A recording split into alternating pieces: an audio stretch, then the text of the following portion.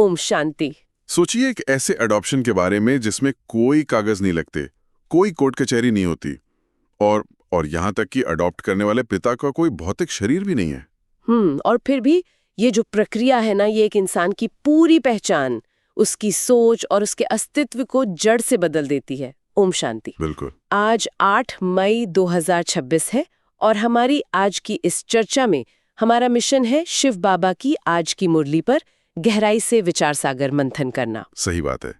एक ऐसा मंथन जो सतह से थोड़ा परे जाएगा और उन गुइया राजों को डिकोड करेगा जो अक्सर हमारी रोजमर्रा की समझ से छूट जाते हैं। हाँ, तो आज की मुरली का जो सबसे मेन पॉइंट है, जिसे हम सेंट्रल फोकस कह सकते हैं, वो इसी अदृश्य लेकिन बेहद शक्तिशाली आध्यात्मिक, मेरा मतलब है स्पिरिचुअल अडॉप्शन के इर्द गिर्द घूमता है। एग्जैक्टली। बाबा ने आज मुरली में ये कहा है कि कैसे एक आत्मा शुद्ध घराने की पुरानी चेतना से निकलकर ब्राह्मण घराने की नई चेतना में जन्म लेती है। और पता है, मुरली की शुरुआत ही एक ऐसे सवाल से होती है जो सीधा दिमाग पर चोट करता है।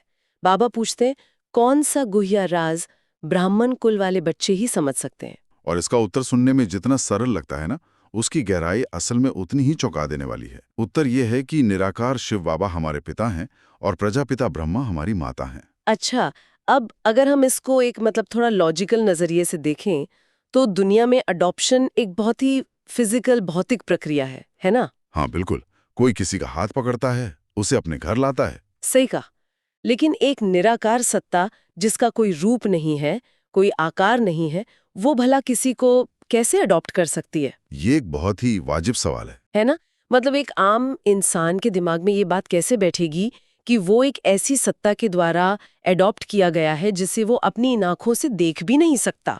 देखिए, इस मैकेनिज्म को समझने के लिए हमें उस माध्यम को देखना होगा जिसका जिक्र बाबा ने मुरली में किया है। निराकार को इस साकार दुनिया में काम करने के लिए एक साकार उपकरण चाहिए होता है। यानी एक मीडियम की जरूरत है। बिल्कुल। बाबा ने आज मुरली में ये स्पष्ट किया है कि शिव बाबा प्रजापिता ब्रह्मा के तन द्वारा मनुष्यों को अडॉप्ट करते हैं। ये कोई रहस्यमयी जादू नहीं है। तो फिर ये है क्या असल में? ये ज्ञान का एक संचार है।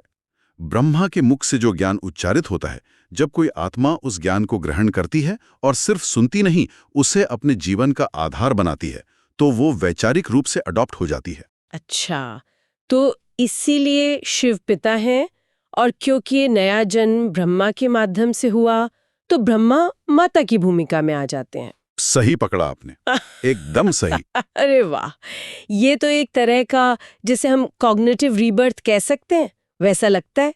यानी शरीर वही है, लेकिन उस शरीर को चलाने वाले सॉफ्टवेयर को पूरी तरह से बदल दिया गया है। हाँ बिल्कुल, सॉफ्टवेयर अपडेट की तरह। लेकिन एक और बात है, जब ब्रह्मा एक पुरुष का तन है तो उन्हें माता मानना लोगों के लिए थोड़ा अजीब नहीं हो सकता? मैं सोच रही थी कि आम लोग इसको कैसे लेंगे। हाँ, अजीब तो लगता है, और इसीलिए तो इसे मुरली में गुप्तिया रास कहा गया है। दुनिया के नजरिए से जेंडर शरीर का होता है, लेकिन स्पिरिचुअलिटी में, आध्यात्मिकता में भूमिकाओं का महत्व है। भूमिकाओं का महत्व। हाँ, पालना करना, नया जीवन देना, ये सब मातृत्व के गुण हैं। अगर हम भक्ति मार्ग को देखें तो वहां एक बहुत प्रसिद्ध श्लोक है, त्वमेव माता च पिता तोमेव। लोग सदियों से इसे गाते आ रहे हैं। हाँ, मंदिरों में आमतौर पर यही गाया जाता है। बिल्कुल, लेकिन बाबा ने आज एक बहुत बड़ा भ्रम तोड़ा है।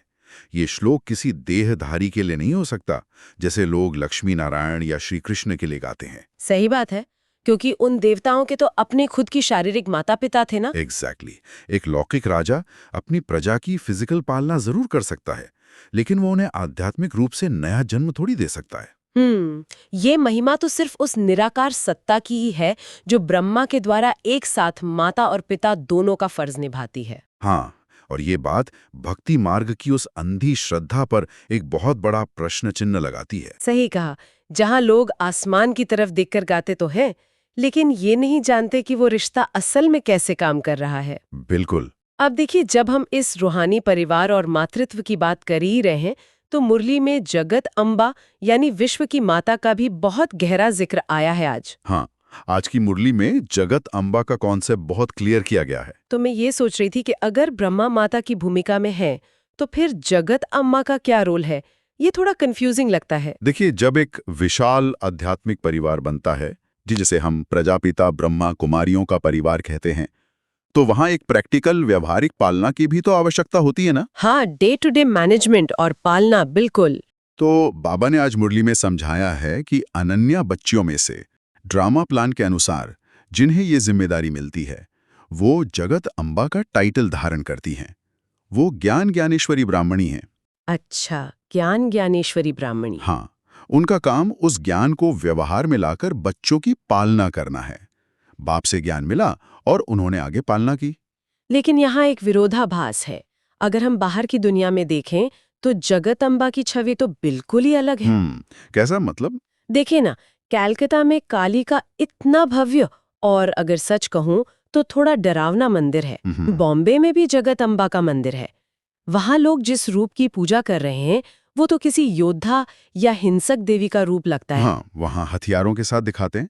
वही तो, ये ज्ञान सुनाने वाली एक साधारण सी ब्राह्मणी की छवि से इतना अलग कैसे हो गया, मुझे ये बड़ा अजीब लगता है।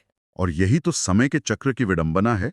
कलयुग के अंत तक आते आते आत्माओं की बुद्धि में वो जो असली इतिहास होता है ना, वो मिट जाता है। यानी मेमोरी फेड हो जाती है। बिल्कुल।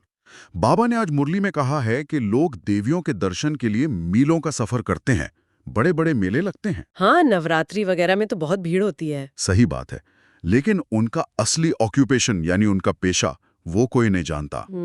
मूर्तियां हिंसक बना दी गई हैं क्योंकि कलयुग के मनुष्यों को शक्ति का मतलब सिर्फ हथियारों और हिंसा से ही समझ आता है। बाप रे, ये तो बहुत ही डीप साइकोलॉजिकल पॉइंट है ना?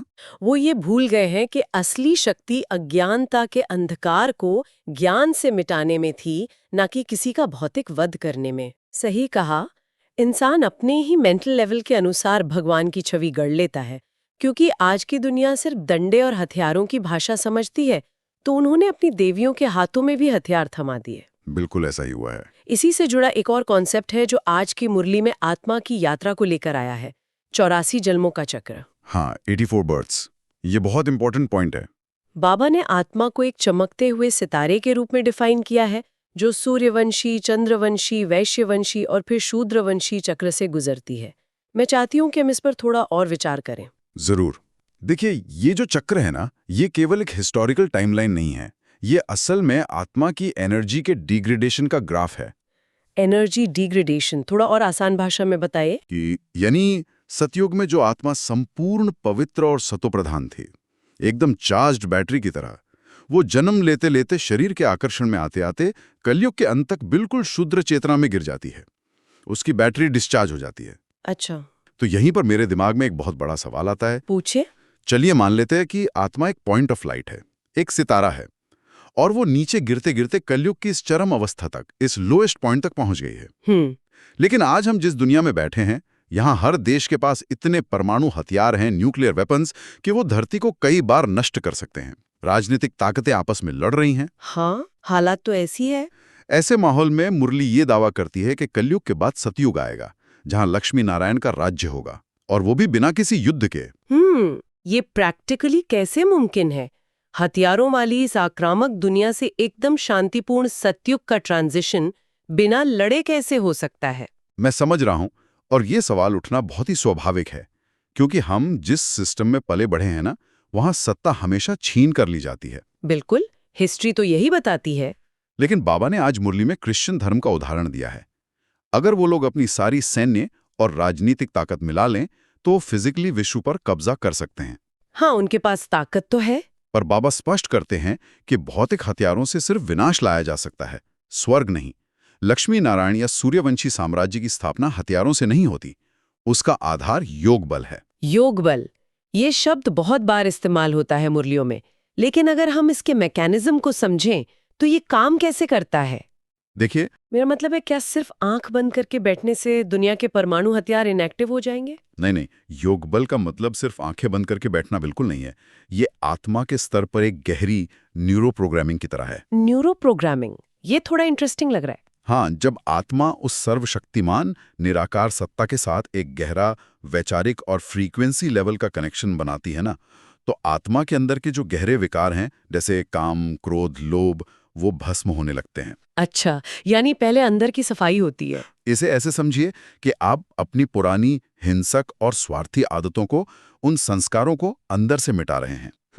और जब हजारों लाखों आत्माएं एक साथ अपने अंदर इस साइलेंस की शक्ति को जमा करती हैं, तो वो सामूहिक पवित्रता की जो एनर्जी है वो प्रकृति और दुनिया के पूरे वाइब्रेशन को ही बदल देती है। तो यानी पुरानी दुनिया का क्या होता है फिर? पुरानी दुनिया अपने ही विकारों के बोझ और उन्हीं हथियारों से खुद का विनाश कर लेती है, और ये जो नई चेतना वाली आत्माएं हैं, ये अपनी शांति की शक्ति से नई दुनिया की नींव रखती हैं। अरे वाह, यानी युद्ध बाहर नहीं लड़ा जा रहा है, वो हर एक आत्मा के अंदर लड़ा जा रहा है। बिल्कुल, एक इंटरनल शिफ्ट है ये। हथियारों की दौड़ में शामिल होने की बजाय ये पूरी तरह से एक आंतरिक सत्ता परिवर्तन है।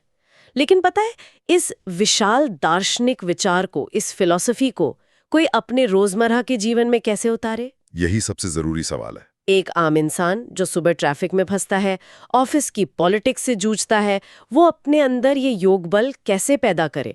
और शायद यहीं से हम आज की मुरली के धारणा वाले हिस्से की तरफ मुड़ सकते हैं। सही बात है। देखिए, स्पिरिचुअलिटी या आध्यात्मिकता कोई वीकेंड का शौक नहीं है जिसे आप छुट्टी के दिन कर लें। बाबा ने आज मुरली में इसे बहुत ही कड़े अनुशासन यानी डिसिप्लिन के साथ जोड़ा है। तो इसका पहला स्टेप क्या है? धारणा की सबसे पहली शर्त है सवेरे सवेरे उठकर बाप की याद में बैठना, जिसे हम अमृत वेला कहते हैं। अमृत वेला। अगर कोई व्यक्ति दिन की शुरुआत में ही उस सुप्रीम एनर्जी के साथ अपना अलाइनमेंट सेट नहीं करता, तो दिन भर की लौकिक उलझनों में उसका इस ज्ञान पर टिके रहना लगभग असंभव है। और आज की मुरली में एक और बात पर बहुत जोर दिया गया है कि लौकिक संबंधों से बुद्धि योग निकालना है। हाँ, ये कोर पॉइंट है। लेकिन सच कहूं तो ये सुनने में थोड़ा इम्प्रैक्टिकल लगता है। आज की डेट में हम कोई जंगलों में थोड़ी रह रहे हैं, हमें अपने परिवार के साथ सोसाइटी में रहना है ना। मुझे लगता है लोग बुद्धि योग निकालने का गलत मतलब निकाल लेते हैं।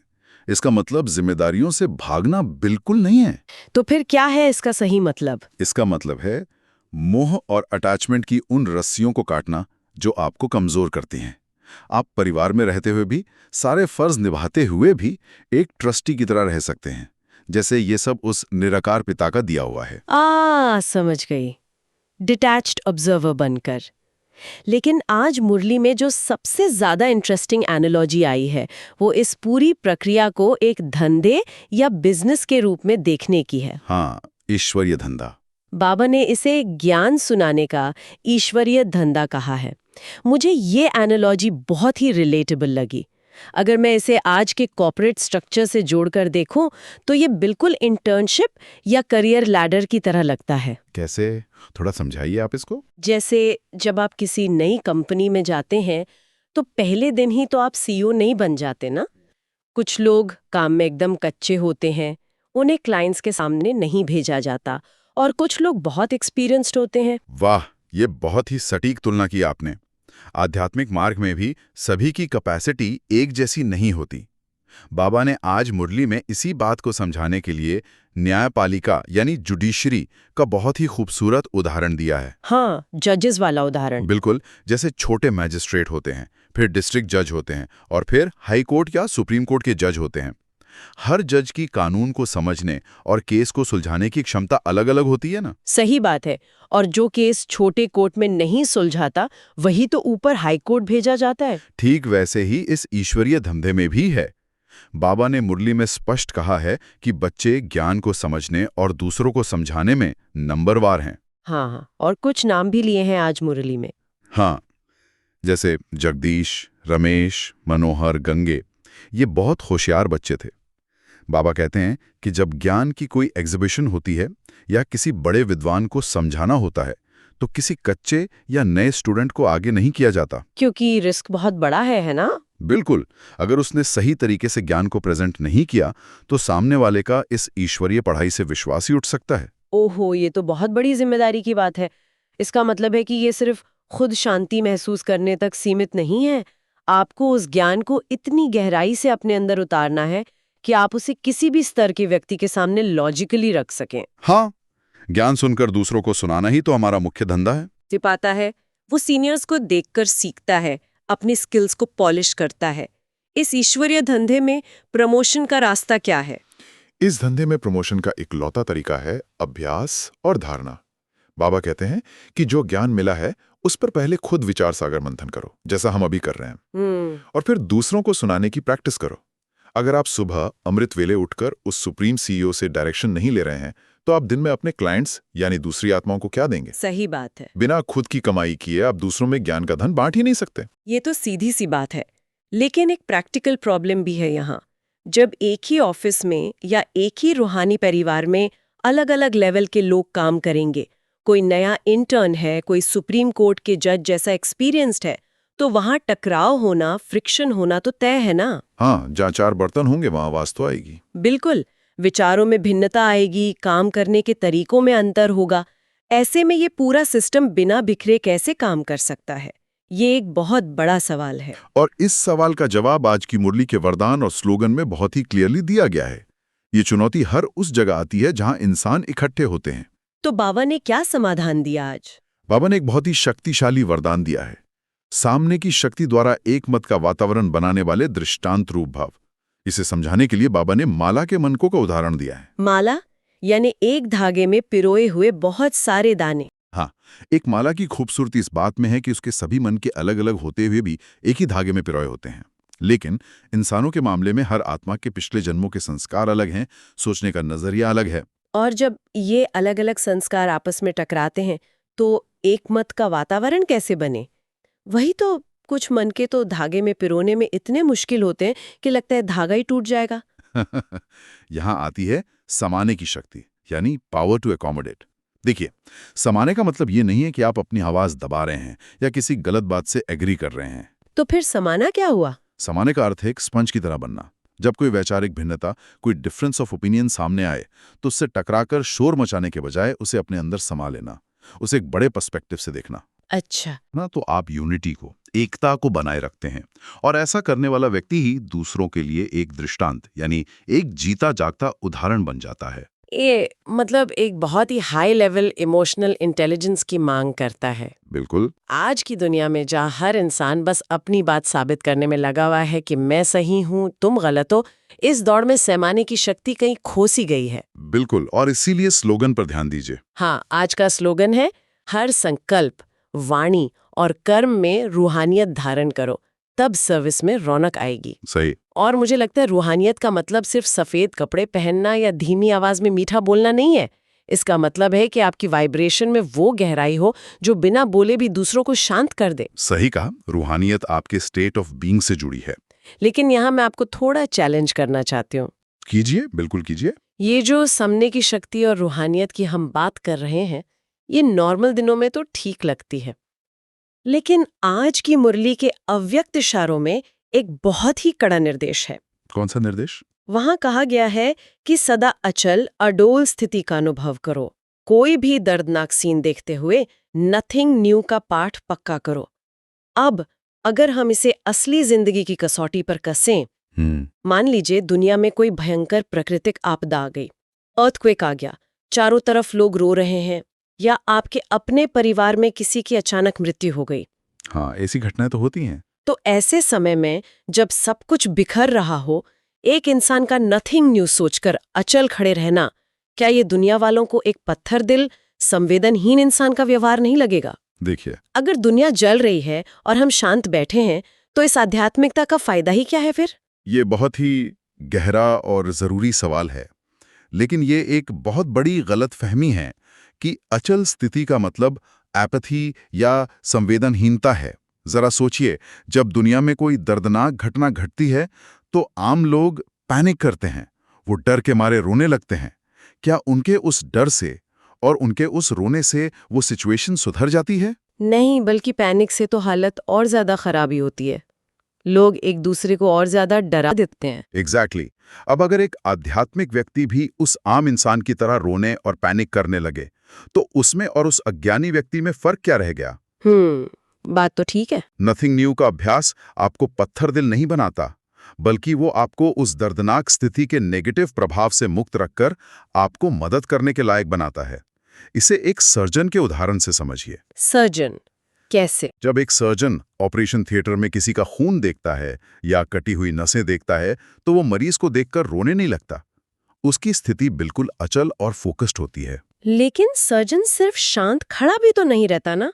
वो अपनी उस शांति और फोकस का इस्तेमाल करके ऑपरेशन करता है, और जान बचाता है। बिल्कुल सही पकड़ा आपने। और यही एक योगी, एक आध्यात्मिक व्यक्ति का काम है।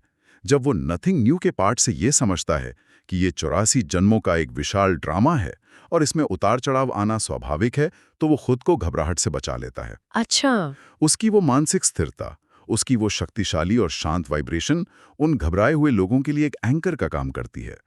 जब सब लोग डरे हुए हों, तब कोई एक व्यक्ति जो पूरी तरह से शांत और स्थिर हो, वो अपनी उपस्थिति मात्र से ही हीलिंग एनर्जी देना शुरू कर देता है। यही है रूहानियत से सर्विस में रौनक आना। अरे वाह, ये नजरिया तो पूरी पिक्चर ही बदल देता है ना? हम दुनिया से कट नहीं रहे हैं, हम दुनिया को उस सदमे से बाहर निकालने के लिए एक मजबूत सहारा बन रहे हैं। यानी अचल स्थिति एक पैसिव एस्केप नहीं है, बल्कि एक एक्टिव टूल है। हम दर्द को समा रहे हैं ताकि हम उस दर्द को शांति में बदल सकें, ट्रांसम्यूट कर सकें। एकदम सही समझे आप। तो अगर हम आज के इस पूरे विचार सागर मंथन को एक धागे में पिरोएं, तो हमने आज बहुत कुछ अनपैक किया है। हमने समझा कि कैसे वो निराकार सत्ता हमें ब्रह्मा के ज्ञान के माध्यम से अडॉप्ट करती है और हमारे सोचने के पूरे सॉफ्टवेयर को ही बदल देती है। हाँ, और हमने ये भी देखा कि कैसे जगत अम्बा की तरह हमारा असली ऑक्यूपेशन हथियारों से लड़ना नहीं है, बल्कि ज्ञान से आत्माओं की पालना करना है। कलयुग के इस हिंसक दुनिया से सत्य युग की शांति तक का सफर किसी बाहरी क्रांति से नहीं आएगा, बल्कि आत्मा की न्यूरो प्रोग्रामिंग को बदलने वाले उस इंटरनल योग बल से तय होता है। बिल्कुल। और साथ ही इस ईश्वरीय धंधे में एक इंटर्न से लेकर सुप्रीम कोर्ट के जज तक बनने का जो सफर है, वो अमृत वेले की लगन और ज्ञान के निरंतर अभ्यास पर टिका हुआ है। और सबसे बड़ी बात, इन सब के बीच चाहे हम अलग अलग मानकों के रूप में साथ मिलकर काम कर रहे हों या दुनिया के किसी भयंकर संकट का सामना कर रहे हों, सम्मानी की शक्ति और अचल स्थिति ही वो नींव है जो इस पूरे आध्यात्मिक परिवार को जोड़े रखती है। यही आज की मुरली का सबसे गहरा सार है। ये केवल कुछ नियम नहीं है, बल्कि ये एक साधारण मनुष्य से दिव्य देवता बनने का एक पूरा ब्लूप्रिंट है। आज की इस चर्चा को विराम देने से पहले मैं चाहती हूँ कि हम सभी एक बहुत ही गहरे और व्यावहारिक विचार को अपने साथ लेकर जाएं। जरूर। जरा सोचिए, हम दिन भर में कितने ही लोगों से टकराते हैं। हमारे परिवार के सदस्य, हमारे कलीग्स या बस सड़क पर चलने वाले अनजान लोग। हम अक्सर उन्हें उनकी बाहरी लेबल से देखते हैं कि ये इस कास्ट का है, ये इस पोस्ट पर है, या ये मेरा लौकिक रिश्तेदार है। आमतौर पे यही होता है। लेकिन क्या हो अगर आज से सिर्फ एक दिन के लिए हम हर इंसान की इस बाहरी फिजिकल पहचान को इग्नोर कर दें? क्या हो अगर हम सामने वाले व्यक्ति को सिर्फ उस भ्रिकुटी के बीच चमकते हुए एक सितारे के रूप में देखें? एक आत्मा के रूप में। हाँ, एक ऐसी आत्मा जो इस 84 जन्मों के विशाल और भव्य ड्रामा में बस अपना अपना पार्ट प्ले कर रही है। जब हम उन्हें एक को एक्टर के रूप में देखेंगे ना, तो हमारे बीच की जो भी वैचारिक भिन्नताएं हैं, डिफरेंसेस हैं, वो कितनी छोटी लगने लगेंगी। बहुत छोटी। तब शायद किसी की गलती को समाना और किसी के गुस्से पर अचल रहना हमारे लिए कोई संघर्ष नहीं, बल्कि हमारा स्वभाव बन जाएगा। ये स्पिरिचुअल एडॉप्शन सिर्फ एक फिलॉसफी नहीं है, ये जिंदगी को पूरी आज़ादी और क्लैरिटी के साथ जीने का एक नया तरीका है। सही में, ये बहुत ही गहरा विचार है। इसी विचार के साथ आज के इस विचार सागर मंथन को हम यहीं संपन्न करते हैं। आशा है कि आज की मुरली के इन गुह्य राजों ने आपकी इस आंतरिक यात्रा में कुछ नई परतें जरूर खोली होंगी। शांति और प्रेम के साथ, ओम शांति। ओम शांति।